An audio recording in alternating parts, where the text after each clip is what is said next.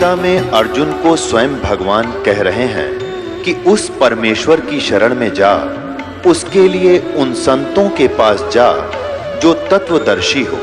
इसी प्रकार हजरत मोहम्मद को उनका अल्लाह कह रहा है कि कोई और पूर्ण परमात्मा है, उसको पाने के लिए उन तत्वदर्शी संत की तलाश कर। वो प्रभु कौन है, ये जानने के लिए कृपया अवश्य सुनिए जगत गुरु तत्वदर्शी संत रामपाल जी महाराज के अमृत वचन। तो परमात्मा ने कहा कि भाई ऐसा कर, अगर दूध पिलाना चाहते हो तो कंवारी गाय का दूध पिया करूँ मैं, कंवारी गाय का। तो पाली जो बड़ी उम्र के थे वो कहने लगे, बाबा जी तेरी दूध पीने की नीत को ना बकवाद करे तू, अब तो मजाक करते हो हमारे साथ, कंवारी गाय दूध देती है। तो परमात्मा ने कहा देख लो भाई, दूध पिलाना तो पिलाओ, और कुंवारी भी गाय दूध दे देती है, ऐसी क्या बात है। उनकी वार्ता हो रही थी, तभी गरीबदास जी उठे। 10 वर्ष के बालक, जैसे बालक का स्वभाव प्रारंभ से ही अच्छा होता है ऐसे बच्चे का। एक गाय थी जो कुंवारी गाय थी, बच्चिया उसकी लाडली सी, उनकी रस्सी बांध रखी थी गले में, उसकी पकड़ कर रस्सी और गले से वहाँ लिया। वह गाय उसके साथ साथ वो लेती थी, इतनी उसका लगाव था उनमें। और ला के खड़ी कर दी परमात्मा के सामने। अब देखो महाराज जी, इसका बच्चा था नहीं, छोटे छोटे थन है, उसका हाथ मारे थना के नीचे। गरीबदास जी, गऊ बहुत शरीफ होती है, बहुत सी गौवें, अब देखो इसका दूध तो है, देगी कैसे। तब परमात्मा ने कहा कोई एक पात्र है, कोई मटका कलश छोटा अकांजी है, साफ करके रखा हुआ है, वो कहते हैं इसके नीचे लगाओ। गरीबदास जी नीचे लगा लिया। कबीर साहब खड़े हुए और थपकी मारी, गाय को आशीर्वाद दे दिया कमर पे। वो बच्चिया के लंबे लंबे सुतन हो गए, और वो छोटा सा कलश जो 5-7 किलो का था वो भर गया, और लंबे लंबे सुतन हो गए। तो गरीबदास जी ने लाकर परमात्मा को दे दिया जो वहां बैठे थे। परमात्मा ने आधा पिया, कुछ पिया थोड़ा बहुत उसमें से, और फिर कहा ले भाई बच्चों दूध पी लो, ये अमृत है, तुम्हारे लोग का नहीं है, मेरे गांव का है, मेरे गांव से आया ये दूध। तो उन बड़े जो पाली थे उन्हें सोचा इस बाबा जी में तो कोई जादू जंत्र जानता है, इसने कुंवारी गाय का दूध निकाल दिया, ये तो पाप का दूध है, हम ना पीवे। वह तो उठ के चले गए। वो दूसरे कहने लगे ना बेरा तू किस जाति का है और तेरा जूठा हम नहीं पीवे। वो तो उठकर चले गए। गरीबदास जी बैठे रह गए। अगला महाराज मुझे दो, और ला के मुँह जितना पीना था वो पी लिया, बाकी रख दिया। तब परमात्मा ने उसको समझाया, बेटा भक्ति करते हो तुम? कहाँ जी करते हैं, हमारे गांव में, हमारे यहाँ दूसरे गांव के अंदर एक शिव जी का मंदिर है, वहाँ माथा टेक के आते हैं, वहाँ मेले भरते हैं और राम कृष्ण की भक्ति करते हैं, राम राम कृष्ण कृष्ण। परमात्मा ने फिर सारा ज्ञान बताया, बेटा और यहाँ जो है ये भक्ति कुछ ना है, जो भक्ति तुम कर रहे हो इसमें तो 84 लाख योनियों में जाना पड़ता है। क्या बताते हैं, सुखदेव ने 84 भुगती बना पजावे खरवो, और तेरी क्या बुनियाद पुरानी तू पेंडा पंथ पकड़वो। परमात्मा ने कहा सुखदेव ऋषि जैसे महापुरुष ने, जिसने खूब डट कर भक्ति की, वो भी 84 लाख योनियों में गधे की योनि तक को प्राप्त हुआ। और तेरी क्या बुनियाद प्राणी तू पेंडा पंथ पकड़वो, तो वो मार्ग पकड़ जो सत मार्ग है, आदि सनातन मार्ग है, जो शाश्वत स्थान पर ले जाने वाली सत भक्ति है। अब गरीबदास जी ने कहा कि और भी कोई भक्ति है, इस भक्ति से ऐसे ऐसे दुर्गति होती है, तो वो कौन सी भक्ति है, कौन भगवान है इनसे ऊपर? तो परमात्मा उनकी आए तो उसी उद्देश्य से थे। वो उन बच्चे की प्रबल इच्छा देखकर उनकी आत्मा को साथ लिया, शरीर वहीं छोड़ दिया, बच्चा बैठा ऐसे, और आत्मा को ले गए ऊपर। वहां दिखा सबसे पहले धर्मराज के दरबार में लेकर गए परमात्मा उस प्यारी आत्मा गरीबदास साहिब जी को। धर्मराज के दरबार में न्यायाधीश, चीफ जस्टिस ऑफ दिस ब्रह्मांड, इस ब्रह्मांड का जो न्यायाधीश है, मुख्य न्यायाधीश, उसके दरबार में गए। और जो ही परमात्मा वहां प्रवेश हुए, उनके चेहरे की तरफ देखकर धर्मराज ने कुर्सी छोड़ दी, सिंहासन छोड़ दिया और नीचे खड़ा होकर करबद्ध खड़ा हो गया। कबीर साहब को देख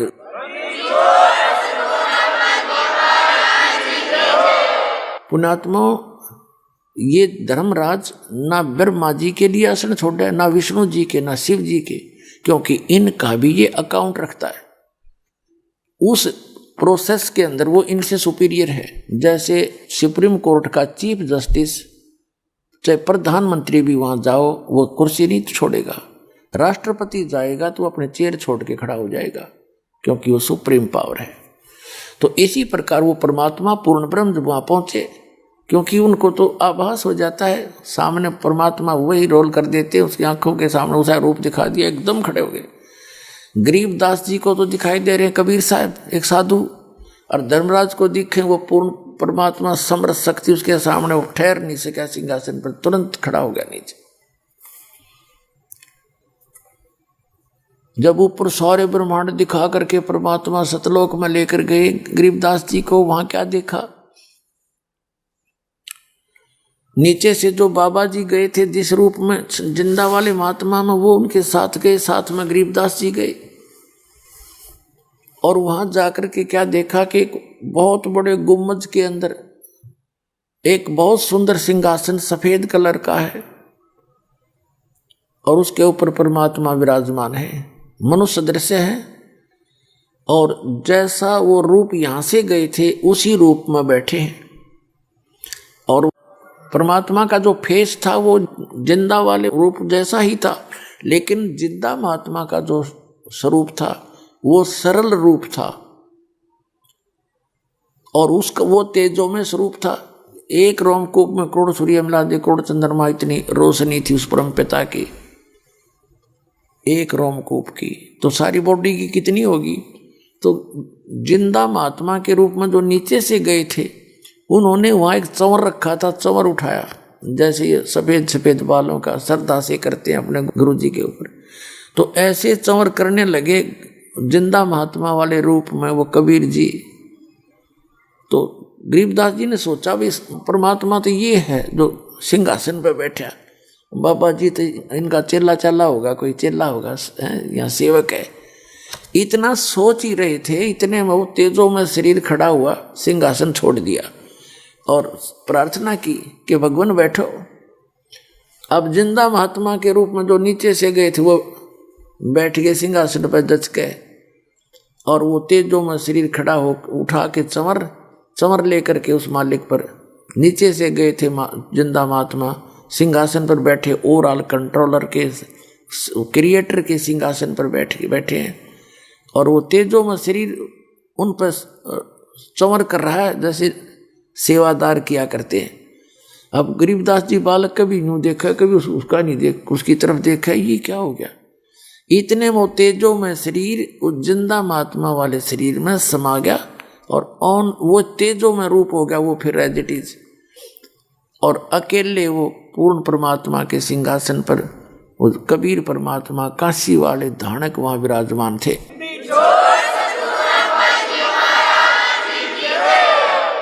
और चंवर उनके सिर पर अपने आप ऑटोमेटिक घूम रहा है, श्रद्धा पीछे। अब जब परमात्मा ने कहा कि बेटा गरीबदास, वो गंदा लोक है, वो काल का लोक है, और उस लोक में आप देख रहे हो बेटा कोई जीव सुखी नहीं। और यहाँ देखो तेरे बहन भाइयों से मिल ले, घूम फिर के जा, यहाँ कोई बुढ़ापा नहीं, कोई रोग नहीं, किसी चीज का अभाव नहीं, ये सारे ठाठ हैं। जो तुम यहाँ बाजेगा जे डांस नूंस यहाँ करते हो ना, यहाँ ना करो। बच्चा स्कूल में बकवाद करता है, वो फेल हो जाता है। आपने ये सुख वहाँ मिलेंगे सतलोक में, वहाँ तुम कितने फंड कर लियो, लेकिन वो शिष्टाचार से होंगे, वहाँ सारी चीज़ मर्यादा के अंदर होती है, सब सुख आपको वहाँ प्राप्त होंगे। बिना किए निष्कर्म में मोक्ष होगा आपका, बिना करे वहाँ आपको भोजन मिलेगा। सदाबहार वृक्ष हैं, बड़े बड़ाए भंडार भगवान के, पके पकाए पकवान रहते हैं, वो खराब नहीं होता मटेरियल वहाँ का कभी भी। तो गरीबदास जी ने वो देखा, जगह जगह सारे सब तरह के वो कहने लगे भगवान वहाँ तो मृत्यु होनी है मालिक, आज मैं 10 वर्ष का हूँ, 50 वर्ष 40 60 वर्ष पाछे फिर मृत्यु होगी, वहाँ तो अपनी कोई वस्तु है ही नहीं, मुझे यहीं रख लो दाता, नीचे ना भेजो। बालक था, रोने लग गया। तब परमात्मा बोले बेटा ऐसे नहीं बनेगी बात, जब तुम यहाँ से गए थे आप पूर्ण शक्ति युक्त थे, भक्ति थी आपके अंदर, लेकिन अब आपका वो भक्ति धन कति खत्म हो गया, और मैं ऐसा मंत्र दूंगा आपको, उस मंत्र का जाप करना। आप थोड़े ही मंत्र भी डेली कर लोगे तो भी आपको बहुत ज्यादा भक्ति धन संग्रहित हो जाएगा तेरा। और बेटा नीचे जा और सबको बता, इस तू आपने आंखों देख लिया, सभी को काल भगवान ने ये नकली संत पंथ बना के और ये धर्मों में बांट के सबको सीमित बुद्धि का कर दिया। और बेटा तू जा और ज्ञान दे, सबको समझा। और उन्होंने फिर बताया कि मैंने ही इब्राहिम सुल्तान अदम को ज्ञान दिया था, उसको नरक से निकाला था, वहाँ राजा बना बैठा था, काल ने सबकी अक्ल मार रखी है, थोड़े से चोचले दिखा देता, ये बेटा तेरी है, कार तेरी है, कोठी तेरी, हर 1 मिनट में मृत्यु हो जा। नो का दर्दे पागल, ये तो मेरी थी और तू बन गदाई में। तो वो राज पाकर फुल्ला फिरा था, उसको छुटवाया बेटा, पता नहीं कितने कारण बनाए उस जीव को बचाने के लिए। और पुण्यात्मा आप तो माया मांगन आओ, और परमात्मा ने इब्राहिम सुल्तान अदम राजा का राज छुड़वाना पड़ा उस नरक से निकालने के लिए। भक्ति तो भाई भक्ति है के ढंग से होया करे, बकवादों से भक्ति नहीं होगी। फिर कहा कि नानक जी को मैं लाया वहाँ से निकाल कर बेई नदी से। नानक जी जो थे यही राजा जनक थे द्वापर के अंदर, इन्होंने मेरी बात नहीं मानी, मैं इनसे मिलता रहा, लेकिन ये सुखी थे, इन्होंने अपने हिसाब से साधना करते रहे। अब फिर वो बन गया नानक जी। पहले तो वो राजा थे, राजा होते ही उनके खूब नौकर थे, और स्वयं फिर नौकर लग गया सुल्तानपुर में एक नवाब के यहाँ पर। तो परमात्मा कहते हैं तुम्हारे साथ ये ऐसे धोखा करता है। हीरे थे, हीरे तो सोना हो गए, सोने तो फिर तो मोती, मोती से बन गए रांग। अरे यू धार लिया सांग, राजा बन बैठा, सारे कर्म बिगाड़ देता। तो फिर कहा कि मैं 120 वर्ष तक काशी में भी रहा और वहाँ मैंने ज्ञान प्रचार किया। रामानंद जी को मैंने गुरु बनाया, लेकिन वो मर्यादा बनाए रखने के लिए, और फिर उनको भी यहाँ लाया था।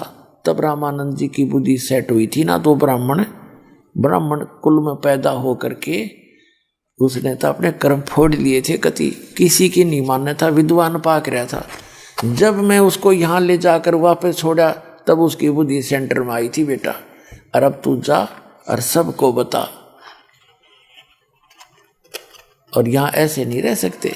उसी दौरान क्या हुआ, ऊपर जो परमात्मा उनको ले गए थे प्यारी आत्मा गरीबदास साहिब जी को, पीछे से पालियों ने देखा कि बाबा जी तो चला गया और उसको बुलाओ गरीबदास को। गरीबू का करें गाँवों में थोड़ा सा नाम को बिगाड़ के ही अच्छा मानते हैं। गरीबदास गरीब नाम था, गरीबू नाम कहने लग गए। गरीबू ने खोजो लड़की का लड़का कहाँ है और उसको खड़ा करो।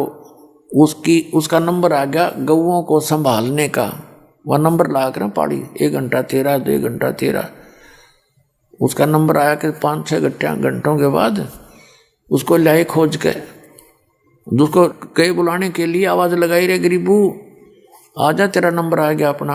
गऊओं को घेर खड़ा हो जाए, इनके आगे चरा इनको। अब बिल्कुल निकट जा लिया तब भी ना बोले वो, क्योंकि वो तो आत्मा जारी ऊपर खोखा रखा था। अब उस साथी ना आकर के उसको पकड़ के ला, भगत जी खड़ा हो ले, चल तेरा नंबर आ गया। उन्होंने गिर गए, गिरते तो वहाँ उन्होंने देखा सांस नहीं तो मर गया।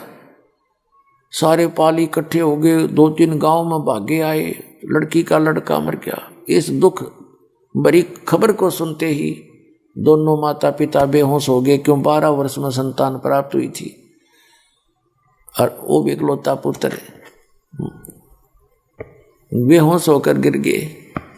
और गांव के लोग भागे वहाँ 1.5 किलोमीटर गांव से दूर खेतों में कबलाना गांव की तरफ ये स्थान है, जहाँ आज भी एक यादगार बना रखी है वहाँ के व्यक्तियों ने, उन गरीबदास जी के वंशजों ने, कि सचमुच यहाँ पर ऐसी घटना घटी थी। तो वहां से घर ले आए, उठा करके उनको चिता पर रख दिया। उसी समय परमात्मा ने उस आत्मा को वापस भेज दिया और वो खड़ा हो गया एकदम, चिता के ऊपर से हलने लग गया, से सारा एकदम खड़ा हुआ। वो रस्सी बांध रखी थी, वो टूट गई, जो अर्थी पर बांध कर ले जाते हैं। और वो वाणी बोलने लग गया जो भगवान ने उसके अंदर फीड कर दी थी उनके कंप्यूटर में, अंतःकरण में। ये वाणी जो दास आपको बोल बोल कर सुनाता, अधिकतर गरीबदास जी की वाणी ही दास सुनाता है। तो वापस आए तो वो वाणी बोलने लगे। 3 वर्ष तक ऐसे ही बोलते रहे। लोगों ने, गांव वाले ने सोचा लड़का पागल हो गया। फिर ये सब्र किया भी कोई बात नहीं, लड़की बेटी इस अपने बेटे ने देख कर जी लेगी, ना तो मर जाती रो रो के। जैसा भी बावला पागल है, इसके साथ ही अपना टाइम पास कर लेगी। वो तो पागल कहें। 3 वर्ष के बाद एक दादू पंथी कबीर साहब, दादू साहब जी को भी ऐसे ही लेकर गए थे, जिंदा महात्मा के रूप में आए थे। 7-8 वर्ष के थे वो दादू जी, सतलोक में लेकर गए थे। फिर वापस छोड़ा था। तीसरे दिन 3 दिन अचेत पड़े रहे थे। ऐसे ही फिर उन्होंने भी कहा था, जिन मोह को निज नाम दिया सोए सतगुर हमार, दादू दूसरा कोई नहीं, ये कबीर सिरजनहार। तो दादू पंथी एक महात्मा थे, वैश्य घर का जन्म था, बानिए का, और 65 साल की उम्र होली थी। घर त्याग कर संन्यास ले रखा था और दादू पंथ से दीक्षित था। वो संतों की वाणी का परिचित था। कबीर साहब की वाणी कोई पढ़ता था। वो साधु वेश धारण कर रखा था, उसने लाल कपड़े पहन रखे थे। और वहाँ एक छुडानी के मैं उसका कोई सेवक था, वहाँ आता जाता था। 3 वर्ष के बाद एक दिन वो आ गया। अब जो जिसके घर वो आता था उसने कहा कि महाराज जी, हमारे एक लड़की का लड़का पागल हो गया। एक बाबा जी ने कुंवारी गाय का दूध निकाल कर जंतर मंत्र से और लड़के ताई पिला दिया, पागल हो गया। वो तो मर गया था। तो शुक्र है भगवान ने उसके सांस वापस दे दिए। और उसके बाद एंड बैंड बोलता है, हुआ बाई बकता रहता है। और कहते हैं संतों की विद्या को संत ही ठीक कर सकते हैं। तो दादू पंथी गोपाल दास ने कहा कि बुलाओ उस बच्चे को, देख लेता हूँ। ये थोड़े बहुत झाड़े झूड़े लाने का काम ये तकरीबन सीख लेते हैं, रोटी खाने का ब्योतिन का खूब हो जाता है। तो वो गरीबदास जी के नाना जी के पास गया। शिवलाल नाम था, शिवलाल। और 5-7 बुजुर्ग से आदमी लेकर बच्चे ने महात्मा के पास आ गए। गोपाल दास जी ने पूछा कि बच्चा, वो कौन था जिसने तेरा जीवन नाश कर दिया, बर्बाद कर दिया? क्या नाम था उसका? क्या पिला दिया तेरे को? तब गरीबदास साहिब जी ने कहा कि बाबा जी, मुझे बर्बाद नहीं, उसने आबाद कर दिया। हम सुल्तानी नानक तारे दादू को उपदेश दिया, जात जुलाहा भेद न पाया, वो काशी माहे कबीर हुआ। अलल पंख अनुराग है सुन मंडल रथीर, दास गरीब उधार दिया, मोए सतगुरु मिले कबीर। अनंत कोट ब्रह्मंड का एक रति नहीं भार, सतगुरु पुरुष कबीर हैं ये कुल के सिरजनहार। अब परमात्मा ने तो जड़ी लगा दी अमृतवाणी की, डटे नहीं डटे। तेज पुंज तन दे धर कर इस विधम को भेंट ही। अरस कुरस पर ऊपर रहते हैं परमात्मा, वहां से चल कर आते। अरे वो 65 साल का वृद्ध एक 13 वर्ष के बालक के आगे हाथ जोड़ के खड़ा हो गया। अरे गांव वालों, यो बावड़ा कोई ना बावड़े, तुम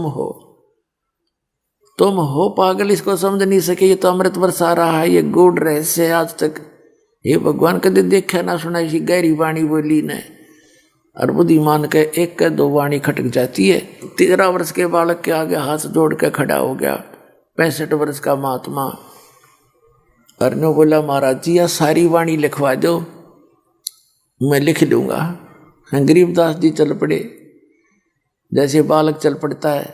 गांव वाले ने सोचा, बताइए बाबा जी उसके पीछे पीछे। गांव वाले ने सोचा यो भी इसका भी असर हो गया भाई, बाबा जी का भी। अब निकल गए दोनों खेतों साइड में, गाँव वाले बोले तो बुरी बला है गरीब इस बच्चे में तो भाई कोई।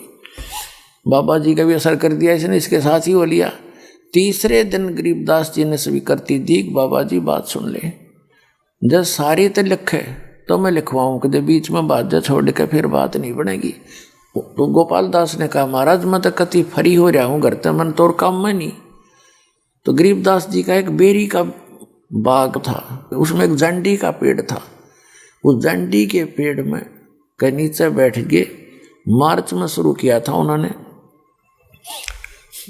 फागुन में समझ लो स्टार्ट में, और 6 महीने तक वो लेखन कार्य गरीबदास जी बोला करते, वो लिखा करते। जब भी घर के काम तो फुर्सत मिल जाती, जब आ जाती। तो पुण्यात्मा वो अमृत ज्ञान आज परमात्मा ने पुनः इसलिए गरीबदास जी के द्वारा अपने महिमा की वाणी को पुनः प्रकट करवाया कि जो कबीर पंथ है इसमें काल के दूत घुस गए और इन्होंने अपने अपने हिसाब से उसमें काफ़ी प्रयत्न कर लिया। जैसे आप कबीर साखी पढ़ते हो, कबीर साखी में कहीं पर ऐसा है कि सत नाम रटते रहो जब तक घट में प्राण। तो किसी ने तो वहाँ राम नाम कर लिया, किसी ने हरि नाम लिख लिया, किसी ने केसो रटते रहो जब तक घट में प्राण। तो इस तरह कुछ वाणियों में परिवर्तन कर लिया, और जो वाणी इनका समझ में नहीं हुआ न्योकी नो रहेगी, वो मूल ज्ञान अब भी सुरक्षित है। जो दास आपको दिखाता है, परमात्मा ने कहा था 5505 वर्ष जब बीत जाएंगे, जब मेरा ये वचन साचा होगा और फिर कलयुग में हम फिर आवांगे और इस पूरे विश्व को तत्व ज्ञान देंगे, सारे का कल्याण करेंगे। वो उसमें वो वाणी भी लिखी हुई है जो भविष्यवाणी मालिक ने बोल रखी है। परमात्मा ने तो निर्धारित कर रखी है भविष्यवाणी, तो वो होती जो मालिक ने तो जो बोल दिया कैसे होगा, वो तो होगा ही होगा। उसके पैरेलल को मालिक से प्राप्त थोड़ी बहुत सिद्धि प्राप्त करके वो व्यक्ति भी बता सकता है कि ऐसा होगा, और वो भगवान ने कर ही रखा, वो तो होगा ही होगा। तो ज्योतिष वाले पर जो होते हैं भविष्य वक्ता, इनका काम तो इतना हुआ है कि वो केवल यूँ बता सके हैं, जैसे कोई खगोल भूगोल का ज्ञाता अपने आंकड़े बना करके बता सकता है कि परसों 6:30 बजे सूर्योदय होगा। तो वो उसने तो अपना बताता तो भी वो होना ही था, क्योंकि भगवान ने उसका निर्धारित कर रखा है। तो ऐसे ये समय जो मालिक ने खुद बताया था और अन्य भविष्य वक्ताओं ने भी ऐसे ही बता रखा है। तो अब ये दास है, वो परमात्मा ने खुद ना है तो दास भेज दिया इस पूरे विश्व के कल्याण के लिए।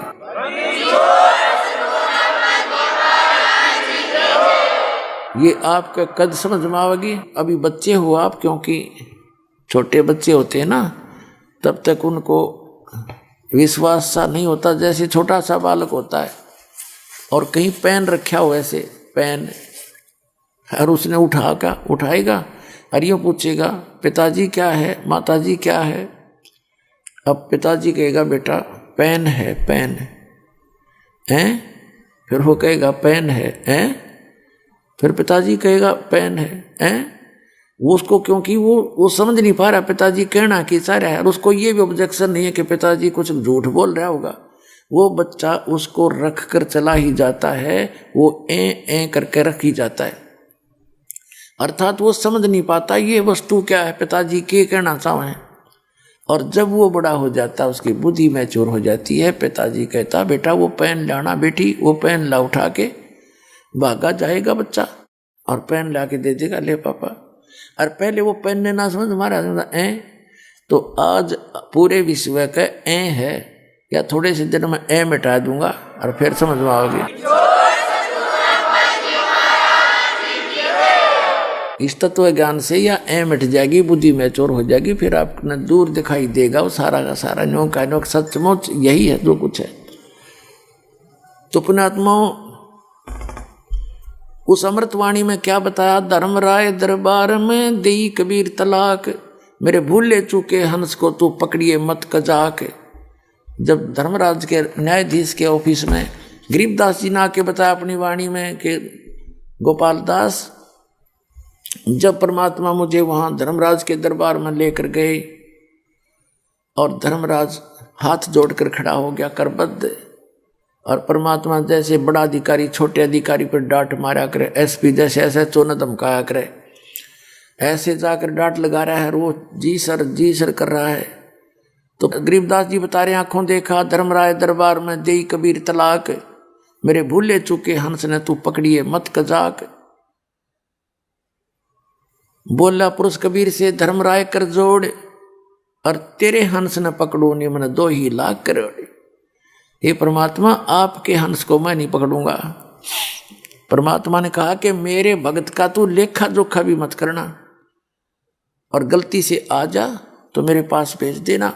तो धर्मराज ने कहा कि परमात्मा, आपकी शरण माने से पहले इसके गुड और बैड अकाउंट दोनों होते हैं, तो इसके जो बैड अकाउंट में इसके बुरे संस्कार हैं उसके अनुसार तो दाता मैंने सदा सुनानी पड़ेगी, मेरी मजबूरी है, उसका कोई विकल्प बताओ। तो परमात्मा ने कहा कि कर्म भ्रम ब्रह्मंड के मैं पल में कर दूं नेस, उनको क्रॉस मार दूंगा, और जिन हमारी 2 ही दी सो करो हमारे पेश।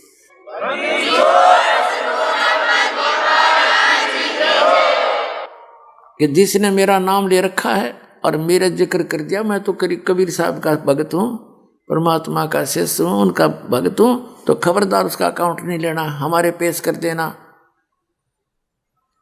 तो पुण्यात्मा एक भगत बता रहा था, रात्रि के समय मैंने सपना आया और 2 आए इसी बूढ़ी बूढ़ी शकल के, और पकड़ कर मेरी बाँह, चल तेरा टाइम हो लिया, पूरा टाइम हो गया तेरा समय, मुझे ले गए ऊपर।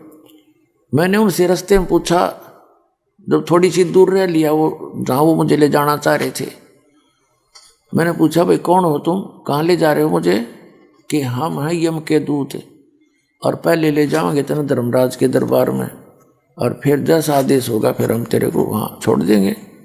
ने बोला यम के दूत, और महाराज थारा के मेड़ भाई, तुम तो मुझे ले जा नहीं सकते, तो तुम्हें पता है मैं कबीर साहब का भगत हूँ, ऐसे नाम ले रखा है मैंने, मैं कबीर परमात्मा का बच्चा हूँ, तुम नहीं ले जा सकते मुझे। वो बोला चल सीधा था ना, तो न घट देंगे बात। ने बोला मैं गुट्टा उनके साथ छुटाने लग गया, वो छोड़ने के ऊपर दोनों खूब खुचम खुचा हो गया, हम तीनों जने। तो वो तगड़े थे, मेरा भी कई मार गए, मुझे खड़ा कर लिया। तो वो फिर डर गए इस बात, तब इतना कॉन्फिडेंस से जब कह रहा है कि गड़बड़ हो जा, थारे दूध चूक लागी हो। एक ने कहने लगा तू इसके पास खड़ा रहा, मैं पहले अंदर जाके वेरीफाई कराया हूँ। तो उसने जाके कहता मैंने न सोने दूर थे, वो तो मालिक की लीला थी, अंदर बतलाते। उसने कहा जी ऐसे ऐसे एक व्यक्ति लाए हैं जो आपका आदेश था। वो तो यूँ कहे मैं कबीर साहब का भगत हूँ, तो मुझे ले जा नहीं सकते।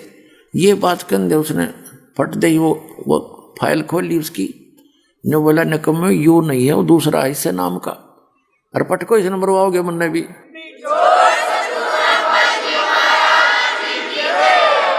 तो वो यूँ कहता सुने तो मुन्ने भी मरवाओगे न, छोड़ का तुरंत बाइज्जत। तो जब वो वापस आए ने बोला छोड़ दे बीमारी ने, बोला ऊपरे तो पटक दिया मेरे बेटा ने ऊपर से, और इज्जत तक छोड़ने थे। बोला ऊपर तो पटक दिया, न्यू आऊँ मैं सबकी लेनता। और नीचे आया जब एकदम नु आँख खुली मेरी, उठा तो मेरे हाथ पैर काम नहीं करे, सारा शरीर पसीना पसीना। जब मैं ठीक ठाक जाग जाता तो मेरे नो सोचूं सपना है यो, मेरा 15-10 मिनट के बाद तो मेरे शरीर हरकत में आया था, ऐसी स्थिति थी। तो पुण्यात्माओं आपका ऐसे समर्थ से मेल हो गया है, अब सच्चे दिल से भक्ति करना, पूरे परिवार की रक्षा करेगा, और सतलोक जाओगे, शरीर जाओगे, वहां जाकर सुंदर शरीर पाओगे। बोलो सतगुरुदेव की जय हो।